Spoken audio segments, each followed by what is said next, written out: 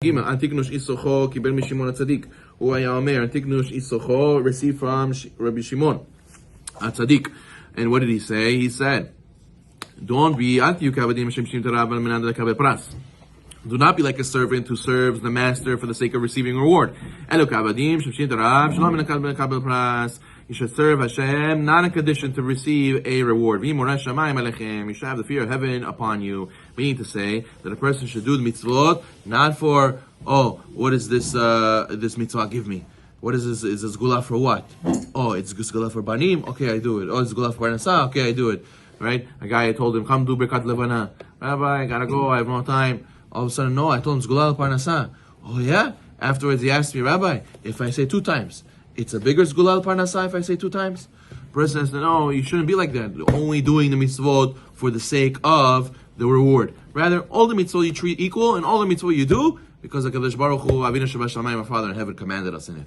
So therefore, a person has to know that you get a deeper and better relationship with the HaKadosh Baruch Hu when you do it for His sake. A person should not look at his relationship with Hashem like Amazon Prime.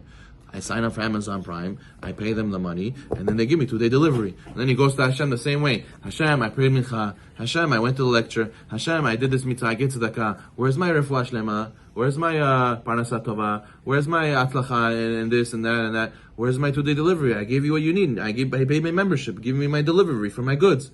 The person thinks that Hashem is like a business. You do His mitzvot, He give you. You rub Him, He rubs you. That's not how it works.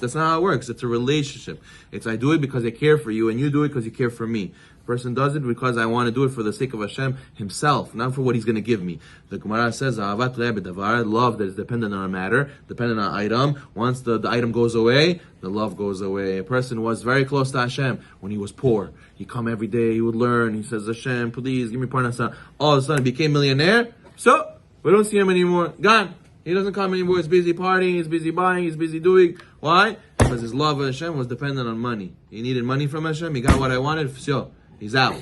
So the person has to make sure not to be like that. Rather, serve HaKadosh Baruch Hu for the sake of love, not the sake of reward. And then you should always have fear of heaven upon you. And even when you serve Hashem out of love, you have to also have fear of heaven. Why? Because sometimes you don't have the love for Hashem. Sometimes you feel like, Rabbi, today I'm not in the mood. It's like, I don't want to do anything. But you always have to have fear of Hashem, and you say, listen, but I gotta suffer because I don't do mitzvot. I'm gonna suffer if I do the sin. It's gonna be, Hashem's gonna get upset at me. So that will always hold you. Even when you don't have love one day, it'll always hold you the fear of heaven. Yossi ben Yoezer, Yossi ben Yochanan, Yisrael kiblu mehem.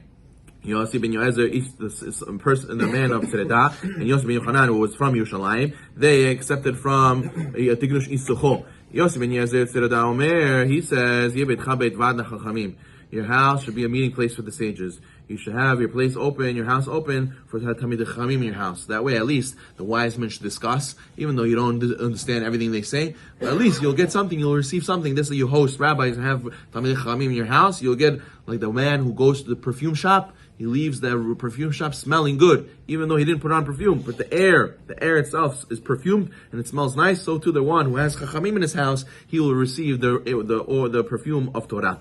And he says, and it continues, you should be close to the dust of their feet. They used to sit, that the rabbis would sit on the benches and the students would sit on the floor. So that means they would try to be close to the rabbis, even to be by the dust of his feet. By to sit next to his feet, as much as you can to be close to the rabbis, you should. As the Pasuk says, that you have to be devakta Hashem, you have to go and attach yourself to Hashem, cleave to Hashem. How do you cleave to Hashem? Hashem is not physical.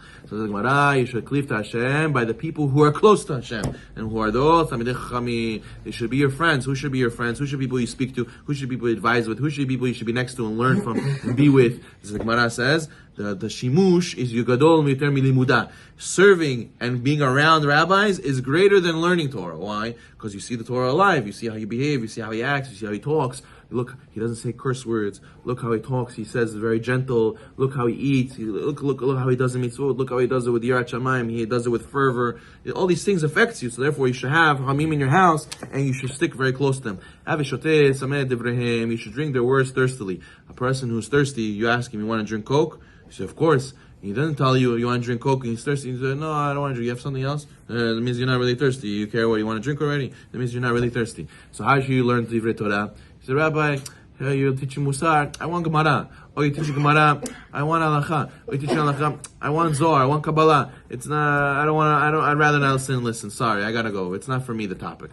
A person should learn from the Chacham thirstily. Whatever he's teaching, you should learn. If you're really thirsty for Torah, you're going to learn whatever he's teaching. Yes, you can make suggestions. Yes, you could say, the Gemara says, a person only studies what his heart desires. But once he's already teaching, once he's saying something, you shouldn't know what happens during the shiur. People take out a phone, and they're reading the phone until the rabbi says something exciting. Or a person is in the shiur, he's, okay, I'm going to read Tehillim in the shiur until the rabbi says something exciting, and then I'll pause and listen to what he says. Or why the guy falls asleep in the shiur, he's like this sleeping in front of the rabbi. Right? So what happens?